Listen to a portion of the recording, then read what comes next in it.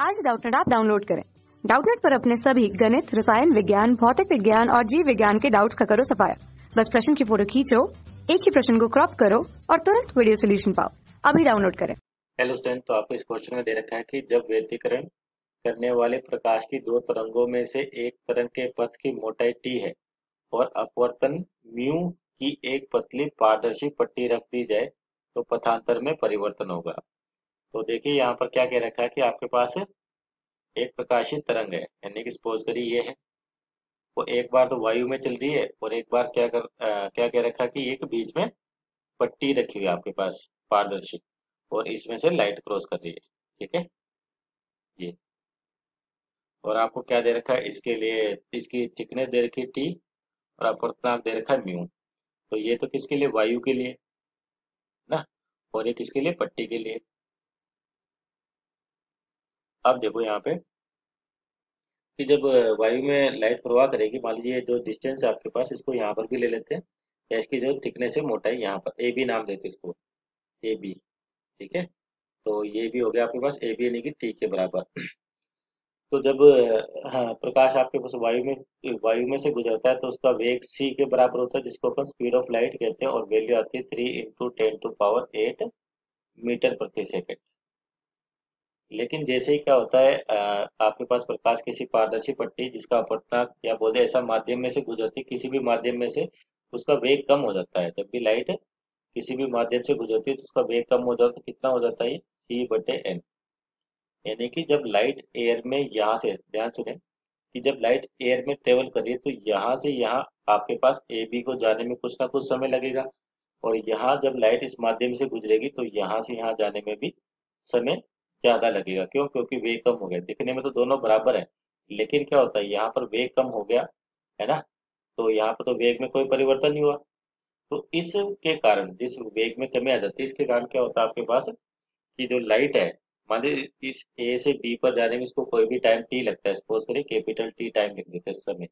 ये समय लगता है इसको ए से बी में जाने पर, किसके लिए, पट्टी के लिए। ठीक है ना, तो इस समय में जब ए से बी जाती है तो फिक्स है, इतने ही समय में लाइट जब वायु में गुजर रही है तो ए से बी से थोड़ा आगे चली जाएगी। क्यों? क्योंकि इसके वेग में परिवर्तन नहीं है, यानी कि तेजी से चलेगी।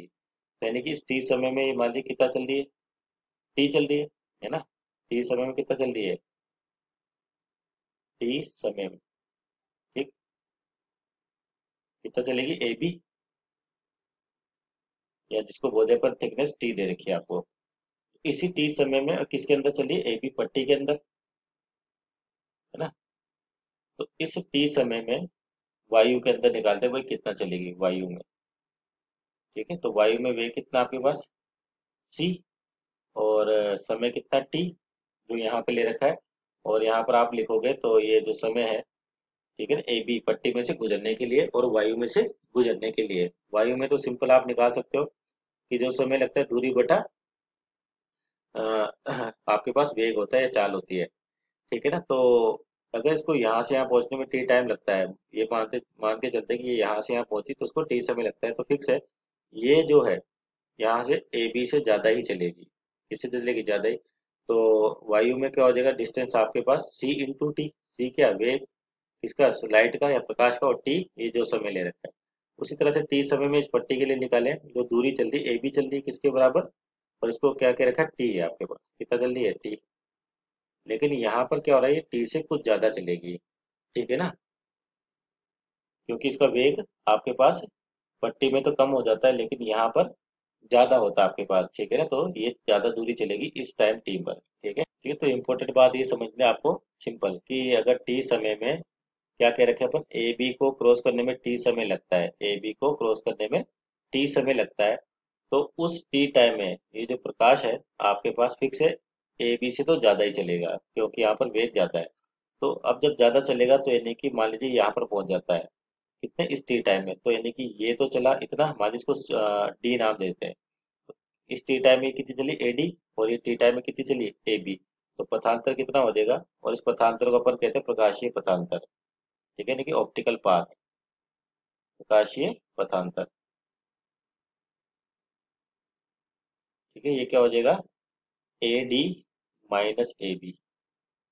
ठीक है, ए डी की वैल्यू है क्या आपके पास, जो आपको ये दे रखा है सी इंटू समय लग रहा है टी माइनस ए बी कितना होगा आपके पास, जो सी बटे एन, क्योंकि वेग तो आपके पास क्या एन टाइम्स कम हो जाता है किसी भी माध्यम में से, जब लाइट गुजरती है तो उसका वेग हो जाता है सी बटे एन, एन होता है माध्यम का अपवर्तनांक, ठीक है ना, इंटू टी। तो यहाँ से क्या होगा, सी टी बटे एन, कॉमन ले ले एन को भी, तो एलसीएम ये बचेगा एन माइनस वन, ठीक है।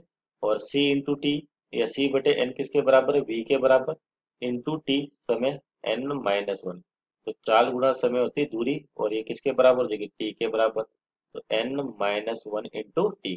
तो ये प्रकाशीय पथांतर आ जाता है किसकी वजह से, जब आप पट्टी रखते हो। तो यानी कि राइट आंसर हो जाएगा ऑप्शन नंबर 2, इसका राइट आंसर है। Okay, thank you. कक्षा 6 से 12वीं से लेकर नीट, IIT, JEE वो एडवांस के लेवल तक 1 करोड़ से ज्यादा छात्रों का भरोसा। आज ही डाउनलोड करें डाउटनेट ऐप या व्हाट्सएप करें अपने सारे डाउट्स 8400 400 400 पर।